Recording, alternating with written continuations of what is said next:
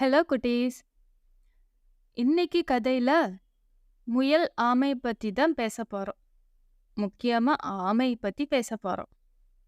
இந்த முயலும் ஆமையும் ரேஸ் வச்சுக்கிட்டதும் அதுல யார் ஜெயிச்சாங்கிறதும் உங்க எல்லாருக்குமே தெரியும்.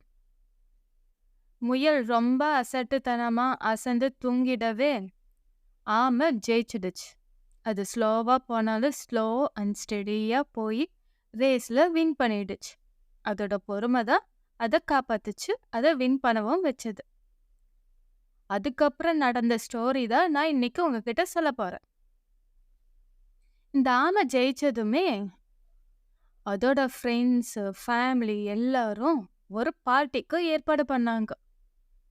அந்த பார்ட்டியில நிறைய ஃபுட்டு, நிறைய கிஃப்ட்ஸ் எல்லாமே ஆமைக்கு கொடுத்து, வாவ், நீ தான் இந்த உலகத்திலேயே கிரேட், எவ்வளோ ஸ்பீடா போற அனிமல் ராபிட், அதுவே நீ ஜெயிச்சிட்டேன்னு சொல்லி ஏகபோகமா அத வரவேத்து பெருமையா பேசி அத ரொம்ப கௌரவம் படுத்தினாங்களாம்.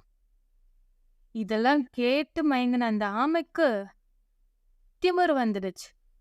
ச்சே, நான் தான் இந்த உலகத்திலேயே கிரேட், என்னை எல்லாரும், என் ஃபேமிலி, என் ஃப்ரெண்ட்ஸ் எல்லாருமே பாராட்டுறாங்க, நான் இன்னும் இதுக்கு மேல சாதிச்சுக்கிட்டே இருக்கணும், அப்பதான் இன்னைக்கு கிடைச்ச மாதிரியே எல்லாரும் என்னை அப்ரிஷியேட் பண்ணுவாங்க, எனக்கு வேண்டிய ஃபுட்ஸ் எல்லாம் நான் தேடி போக வேண்டிய அவசியமே இல்லை, அந்த ஃபுட்ஸ் எல்லாம் என்னை தேடி வரும், என்னை மரியாதையா ட்ரீட் பண்ணுவாங்கன்னு அது நினைச்சுக்கிச்சான்.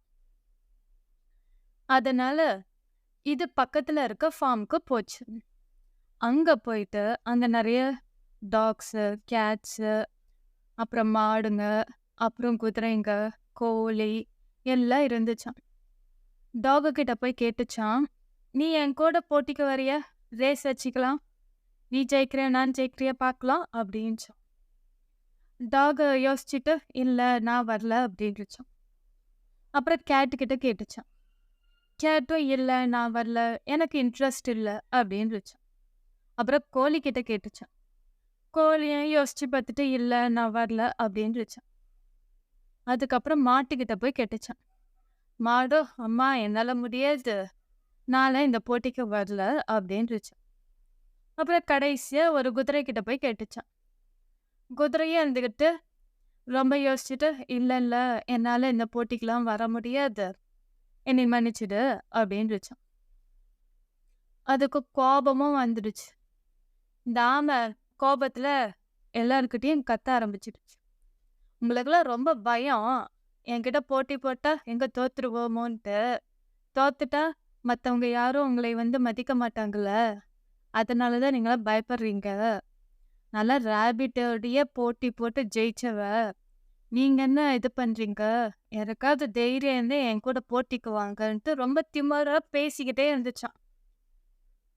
இது எல்லாத்தையும் கேட்ட அந்த குதிரை, இதுக்கு மேலே இது சரிப்பட்டு வராது, இதுக்கு இந்த ஆமைக்கு நல்ல பாடம் கற்றுக் கொடுத்து தான் ஆகணும் போல அப்படின்ட்டு அது போட்டிக்கு ரெடின்னு சொல்லிடுச்சான். ஆமைக்கு ஒரே சந்தோஷம். ச்சே, உலகத்திலேயே ஃபாஸ்டஸ்ட் குதிரைன்னு தான் சொல்லுவாங்க, அந்த குதிரையோட போட்டி போட்டு நம்ம ஜெயிச்சா இன்னும் நமக்கு பெருமையாக இருக்கும், நம்ம காலம் பூரா உணவை தேடி போகவே தேவையில்லை, நம்ம ஃப்ரெண்ட்ஸும் ஃபேமிலியுமே மாற்றி மாற்றி நமக்கு சாப்பாடு கொடுத்து நம்மள சந்தோஷமாக கவனிச்சிப்பாங்கன்னு அது நினச்சி பார்த்துச்சு. அதுக்கப்புறம் ரேஸு ஸ்டார்ட் ஆக போகுது. ஸ்டார்டிங் பாயிண்ட், எண்டிங் பாயிண்ட் எல்லாத்தையும் ஃபிக்ஸ் பண்ணிட்டாங்களாம். ஃபிக்ஸ் பண்ணிட்டு ரேஸ் ஸ்டார்ட் ஆச்சு. ரேஸ் ஸ்டார்ட் ஆகி ஃப்ளாகை ரேஸ் பண்ண உடனே குதிரை சட்டுன்னு கிளம்பிடுச்சான். ஆமை கொஞ்சம் மெதுவாக போக ஆரம்பிச்சு. அது 4 ஸ்டெப் எடுத்த உடனே கைத்தட்டெல்லாம் கேட்க ஆரம்பிச்சிச்சு. எல்லாரும் விசில் அடிக்கிறாங்க, கை தட்டுறாங்க, என்ன நடக்குதுன்னே தெரியாம ஒரு நிமிஷம் எல்லாத்தையும் திரும்பி பார்த்தா குதிரை ரேஸை முடிச்சு கம்ப்ளீட் பண்ணிடுச்சு, அது ஜெயிச்சிடுச்சு. அப்புறம் வருத்தப்பட்டுச்சு. அடட்டா, நம்ம ரொம்ப பெரிய தப்பு பண்ணிட்டோம், நமக்கு சரிசமமானவங்களோட தான் போட்டி போடணும், நமக்கு ஒத்து வராதவங்களோட, அதாவது சரிசமம் இல்லாதவங்களோட போட்டி போட்டா நமக்கு அவமானம் மட்டும்தான் மிஞ்சும் அப்படின்னு நினைச்சுதான். அப்புறம் குதிரை வந்து சொல்லுச்சாம், "உன் உடம்பு என்ன? என் உடம்பு என்ன? என் கூட நீ வந்து போட்டிக்கு வரலாமா? உன் கூட இருக்கிற உன்னுடைய சக ஆமைங்களோட நீ போட்டி போட்டினா கூட அதுல ஒரு நியாயம் உண்டு. என் கூடயோ இல்ல மத்த மிருகங்களோடவோ நீ போட்டி போட்டினா கண்டிப்பா நீ தோத்து தான் போவ. நாங்களும் ரொம்ப ஃபாஸ்டா ரன் பண்ணுவோம். நாம என்னைக்குமே நம்ம தகுதிக்கு ஏத்தவங்களோட மட்டும்தான் போட்டி போடணும். மத்தவங்க கூட கிடையாது."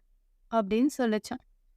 ஆமையும் தன்னுடைய தப்ப உணர்ந்துட்டு, நாம வந்து ரொம்பவே வந்து தப்பா பேசிட்டோம், பழகிட்டோம் அப்படின்ட்டு மத்த எல்லாத்துக்கிட்டயும் சாரி சொல்லுச்சாம். இதுதான் குட்டீஸ். நாம ஏதாவது ஒரு போட்டியில, காம்படிஷன்ல ஜெயிச்சுட்டோம் அப்படின்னா, நாம தான் கிரேட்டுன்னு நெனச்சுக்க கூடாது. நம்ம கூட இருக்கிறவங்க 1000 சொல்வாங்க. ஓகே? அதுக்காக நம்ம கண்ல படுறவங்க எல்லாத்துக்கிட்டயும் போட்டி இன்னும் போயிடக்கூடாது. சரியா? நமக்கு தகுதியானவங்க, நமக்கு சரிசமமானவங்களோட போட்டி போட்டு ஜெயிக்கும்போது தான், அந்த போட்டி நல்லதாவும் இருக்கும், நியாயமானதாவும் இருக்கும். வெற்றியும், தோல்வியும் நம்ம வாழ்க்கையில சரிசமமா ஏத்துக்கிறதுக்கு நாம பழகிக்கணும். இல்லைன்னா, இந்த ஆமை மாதிரி நம்ப யாருக்கு எடுத்தாலும், எதுக்கு எடுத்தாலும் போட்டி போட ஆரம்பிச்சுட்டா, அவமானம் தான் மிஞ்சும். சரியா கிட்ஸ்? Thank you.